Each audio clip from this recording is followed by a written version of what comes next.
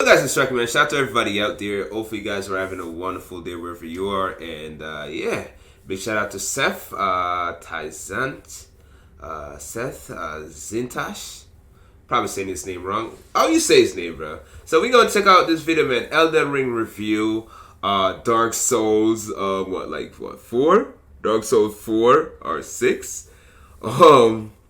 Yeah, Dung Eater edition, man. So this should be a very interesting video. So yeah, hope you guys enjoy this video, man. And yeah, might react to more of this guy, man, SsethTzeentach videos, man. But with that, man, I do have a playlist for all the Elden Ring videos, man. So definitely check those videos, man. But with that, here we go. Hey people, Seth here. The following is highly experimental and may come off as disjointed or schizophrenic. I don't care. Elden Ring, the newest hot release by Hideo Miyazaki of Ghibli Studios, famous for classic animations such as Howl's Moving Mausoleum and My Invader Totoro. From Software have really outdone themselves, as this game features not one, but 2 crustaceans, possibly even more. Unfortunately, where's that dude from? Where is that black dude so I from? cannot confirm or deny that. The game begins when I make my character. His name, Sambubu. His class, naturally, is wretched. I did originally consider prisoner, but I chose not to. I take the key as my starting item, and live to regret it after I get immediate access to a side dungeon and get run over repeatedly by a speeding train. I chose instead to go the other way. After camping a few times, Melina comes by and offers me an accord. I turn it down because I think it's funny. I then proceed to kill Morgott and Godric before I realize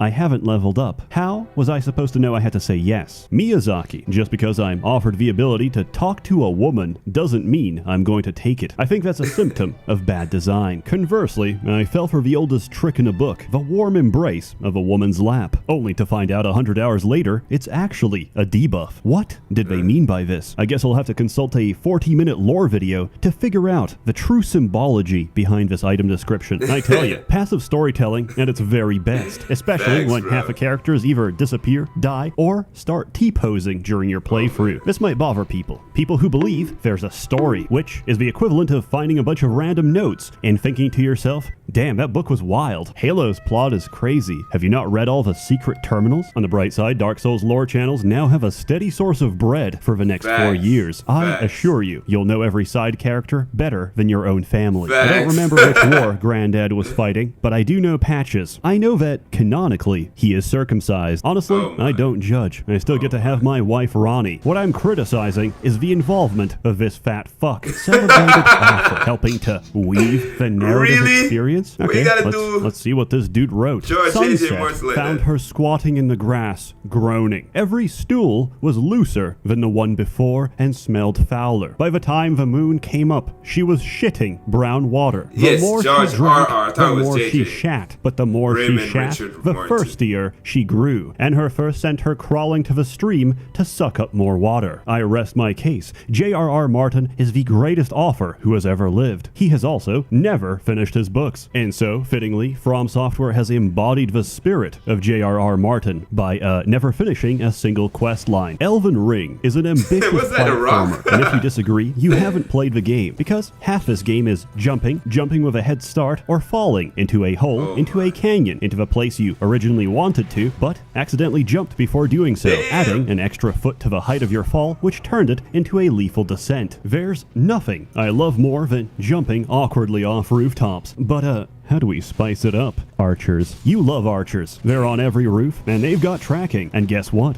The sewer levels are back, and this time, they're essential to the plot. Yeah, I'm thinking Game of the Year. Calling the Mountain your game, Torrent. Absolute genius. So, anybody Googling Elden Ring Torrent gets a bunch of horse pictures instead. I can't wait until Elden Ring 2 features the popular and beloved character Codex de Nuvo Pre-Cracked No Virus. But, why are we here? Oh, dude. Oh, wait, I gotta take another screenshot. We're here for the difficulty because we're hardcore gamers. Take it from me. I've already beaten the final boss, John Elden Ring, so I can give a few pointers. Have you ever used a weapon, armor, fast travel, potions, or opened the world map? And I'm sorry to say, but you're playing the game wrong. This game is meant to be played level 1 as a wretch, using a single club, no upgrades. If you disagree, I'll call you a casual. If you ever hear someone talking like this, take pity on them because this behavior is characteristic of someone who stacks no paper and gets no bitches. This game isn't hard, not because it's not hard, but because video games fundamentally aren't hard. You know what's hard? The circumstances of life, getting a degree, having a stable family, being born with a baby arm. You're born and one arm develops normally into an adult arm, but the other is this stunted mini child arm, which stops growing at like 3 years of age. So you're this freakish monstrosity. You'll be known around town as Baby Arm Man, and the only job you'll ever have is baby arm stock photo, because it's harder for them to get a kid to pose for that. It's a lot more convenient to have a malformed monstrosity on standby. Furthermore, I genuinely believe that pattern recognition is a form of cheating. Your Homo sapiens brain is literally destroying the difficulty of the experience by compensatory adaptation. I hope that people consider this in the future and later learn to recognize that the truest From Software experience would be a lobotomite run, where prior to playing, we perform a frontal lobotomy and sever your prefrontal cortex. Sometimes, the only option you have to preserve the purity of your experience is brain damage. Multiplayer enhances the experience. Sometimes you'll see white phantoms briefly appear. These are players from other worlds going through their own journey. Once, I saw a white phantom appear, teabagging a dead NPC. In this moment, I knew I was playing a masterpiece. Messages and appraisal are exactly how Reddit users believe karma works. You upvote, and you get actual physical nourishment from the karma. Oh look, a message on the floor. Maybe someone out there will tell me something useful. Then you open it and read it, only to see dog butthole, closely followed by Fortnite. According to a true story, once upon a time, Miyazaki's car broke down in the middle of a road. This was during winter, so no help was to be found, when suddenly 3 strangers appeared out of nowhere, sucked him off, and left without even saying a word. And that's how Miyazaki got the inspiration for Souls multiplayer. Gameplay, flawless, stunning, effervescent. Just like Bloodborne was a complex allegory for sexually transmitted HIV, Elden Ring is a rich synesthesia between seeing Swampland and remembering Blighttown, or hearing Leyendell long after you've left the capital, because my ears are still ringing from the sound of those fucking trumpets. Actual real critique. No jokes, no giggles. I think every boss should have a stake of America outside the boss room. Generally, this is true, but sometimes I gotta walk, and traditionally, I do not consider cardio as part of a boss fight. Now, the walks are more generous than any other Souls game, but just because somebody chose to take a smaller shit in my rice doesn't change the fact that it's still there, inside my bowl, steaming up my Tupperware. I would also have originally said that the death screen is quite long, but then I realized it's working as intended. You see, when you die in PvP, you have no option but to watch helplessly as someone spams point down and repeatedly defiles your dead body. My complaints are pretty mild. If, like me, you didn't realize Vigor has a non-linear scaling, it would have helped immensely to know that going 10 to 20 makes no tangible difference, but 20 to 40 is all the difference between taking a blow and getting one-tapped by most of the game. I wish I knew that at the start. Luckily, this game is very generous with its ability to re-roll your character. If you're still paranoid, you can back up your save at no risk. I've done this more than 100 times without issue, and recommend you do the same, because despite what anybody says, there's a million ways to brick your save. I've done it, I can reproduce it, it's still there. Also, easy anti-cheat is a very good anti-cheat because it's very easy to turn off. My friend may have done exactly that, and more. Tell me, Seth, was he punished? Is he banned?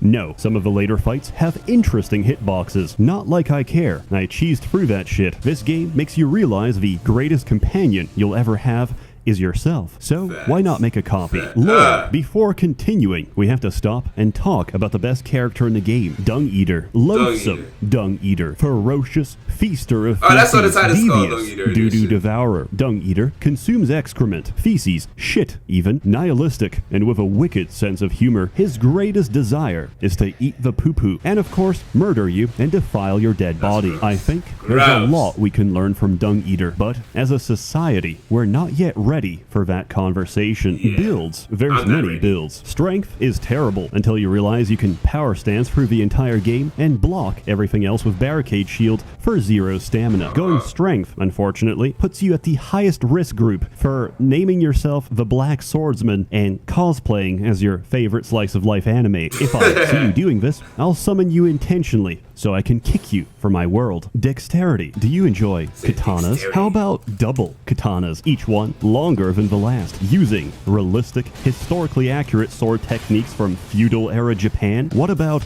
epic PvP compilations? Say no more. Get a river of blood today. Intelligence. Some would say a great deal of their enjoyment comes from learning the moveset of every boss. A rhythmic dance between sword, swipe, and parry. A lethal symphony silenced only by death. Others would disagree. I'm confident that if you ask any player running sorcery what's their favorite boss, they'll recoil in surprise and say, I don't know any. I just sit at the back and spam Azure Comet. Faith incantations are very good. Abusing the animation of Catch Flame to cast them instantaneously is even better. And before you say it, I know.